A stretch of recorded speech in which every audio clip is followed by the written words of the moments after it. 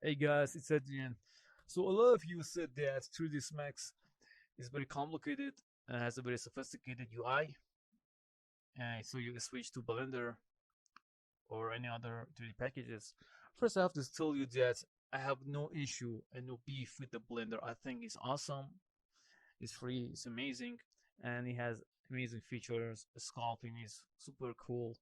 But again, for using in the professional industry, Blender may not ever be industry standard for the big companies because the big company will never change their pipeline and switch and have all this complicated transition between the software that we're using for the decades. Doesn't make any sense.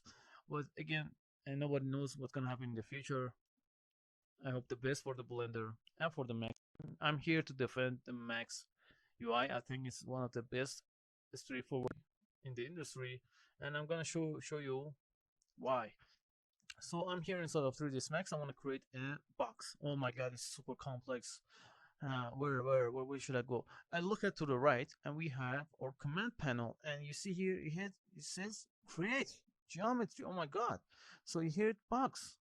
I select it and left click. I create a box here. I go to the next uh, page in here. It says modify. Wow, what modify will do is modify the box. Oh wow, how complicated. So in here you can change the length, width, height, and change the segment in here. In here I have to do something. I have to right click and convert to editable poly, so I can be able to select the vertex and edge and faces. So if I hit 1 in the keyboard, I go to the vertex selection. 2 on the keyboard, I go to the edge selection. 4, I go to the face selection or polygon selection. I select the polygon, and in the edit polygons, I can extrude it, I can bevel it, I can bridge it, I can insert it. It's super straightforward and easy. And in here, edit geometry, I can attach it, detach it, collapse it, and cut the geometry. For example, I can cut like this to create additional faces. I can hit shift on the keyboard and extrude this one in and out. I can hit shift on the keyboard or go to a scale, W for move, R for E for rotate, R for a scale, and hold shift and create inset, and again hold shift to create a hole. Super easy, super fast. I can select the face again or the edge again. I can hit in here. It changes to a different type of tools. In here I have chamfer, again weld, split. I can right click, and again I have the same kind of tools right here at my command panel. Edit edges. I can, for example, chamfer it, left click chamfer, or I can open up the menu bar, the window in here. I can select it and change the settings. Super easy, super fast. I can even go to my custom selection, and for example, I hold shift and right click, and in here I can create a box super fast. Hold shift and just alt, for example, and create all kinds of tools to my shortcut list in here. I have loop in here, I have regularize it, similar, attach, detach, and again I call kinds of tools in here. And on top we have something very specific for the 3ds Max. It calls ribbon tool. If you go to the uh, soft selection, go to the vertex or face, you will open up, and in here you can go to the modeling tools, and you have additional tools on top of what you have in here. Just you have compacted and 3ds Max put all these amazing tools in here in this box. So we have grow and shrink. I can grow and shrink the setting. I can go to the edit, and if you hold the mouse in here, this is what it can do. And what the shortcut is, I can select the sweep tools and just add bunch of segment in here. Super easy, super fast. Again, I can go to the loop tools, triangle, visibility. For example, I want to hide this face in here. I can select this one and hide it, unhide all. Super easy.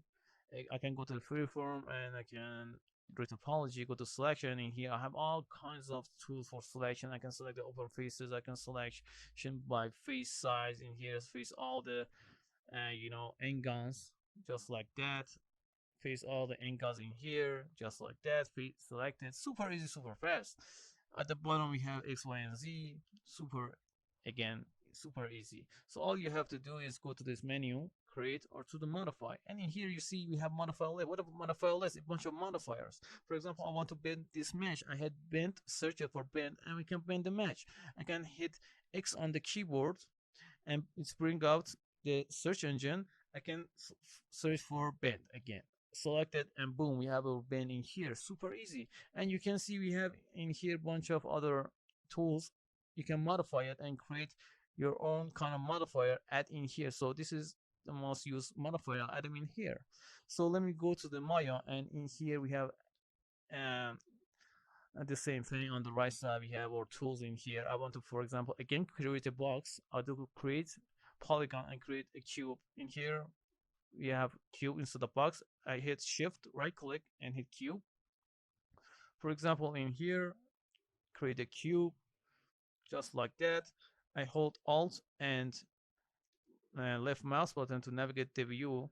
In Max it was alt and middle mouse button, zoom in, zoom out. And on the right side again we have vertex mode, face mode. In here we have a bunch of tools at this point, but in Maya is quad based. For example, I hold shift and I have all these amazing tools in here. For example, I can extrude this one out, insert it, or I can use a shortcut by holding shift and extrude this one out. Again, super fast. But at the top we have shelf, something like a ribbon tools. You have customize and add, hold shift and add all kind of these tools in here. But again, we don't have the modifiers like in Max. In Maya we don't have none of that. We have to find our tools at the top in menu. For example, I want to bend this mesh. I have to find it in the menu. I have to go to deform, non-linear, and find it the bend modifier in here. It's a pretty you know hard to find again. But other than that, is Maya is pretty quick. Again, it has some kind of a Fruit Ninja kind of behavior. For example, I can hold a space and change the viewport super fast. Go to the top view, go to the perspective view, go to the face, go to the edge selection and hit bevel. For example, bevel all these edges. Again, I can double click it and hold shift and select bevel. I can chamfer the bevel on and off, increase or decrease the segment in here. Super easy. So this was the end of this tutorial. It all depends on the artist, not the tools. But again, if you want to learn 3ds Max or Maya, is pretty simple. Don't get intimidated by it. You can easily create all kind of models inside both of them. But again, it kind of costs you a bit. But if you want to go and learn the industry standards application, it's better to know 3ds Max or Maya. Alright guys, I hope you like this video, and be sure to thumbs up, and see you guys on the next one. Take care.